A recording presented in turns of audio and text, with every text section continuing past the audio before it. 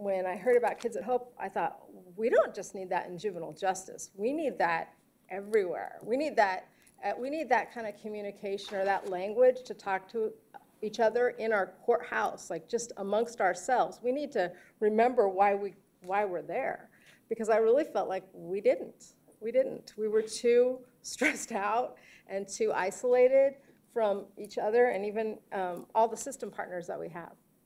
So my first thing to do was I elbowed my way into a meeting and said, well, I think our judges need to know about this too. I don't just want our probation officers and detention officers to get this training.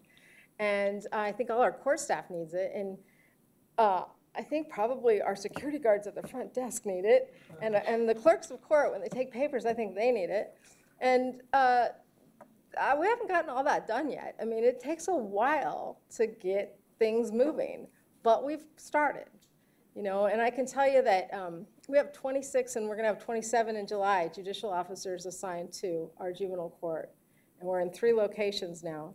And everybody that's there right now knows the Kids at Hope message, because we had Rick come and spend an afternoon with us, I think it was 2 years ago at our education day. And since then, I mean, they got some Rick Miller, which was great. We've also made it part of our training when people rotate in. We show a videotape of Avondale's. Anybody here from Avondale? You've probably heard about them as a Kids at Hope City and school district. Mm-hmm. And we talk about it because, you know, the other judges, I think, feel like I do when they get there. They're like, this is great. I finally get to do something good, you know. I've been doing all these really tough assignments, and juvenile court's going to be awesome. And this helps us remember that, hey, it's going to be challenging.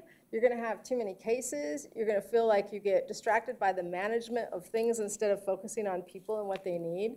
But this is what we need to do, is we need to remember that why we're here and what it's about. And you know, if you're not going to think about kids in that way, let's see if you can't get back to civil. Maybe that's a good place for you, where you can sort out how to divvy out some money or something. So that's where we are in our court right now. We really want to adopt Kids at Hope everywhere. We want everybody to understand that language. And just as I was walking down the hallway to go to my car to get here, I was in Eric's part of the courthouse in Mesa, and I just walked by somebody's door, and it wasn't anybody at the top level of management or anything, and they had a sign that was made by a child about being a treasure hunter. And I'm like, I should take a picture. And then I thought, you guys don't really want to see my cell phone picture. It's probably a big crowd. But I just thought that was a really great example of that. I think that our culture is changing, that culture change is extremely difficult.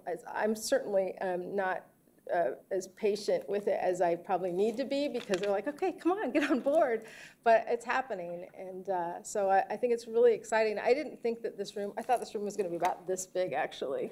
And to see so many people here from so many places is really, really exciting. So thanks for letting me be a part of this afternoon.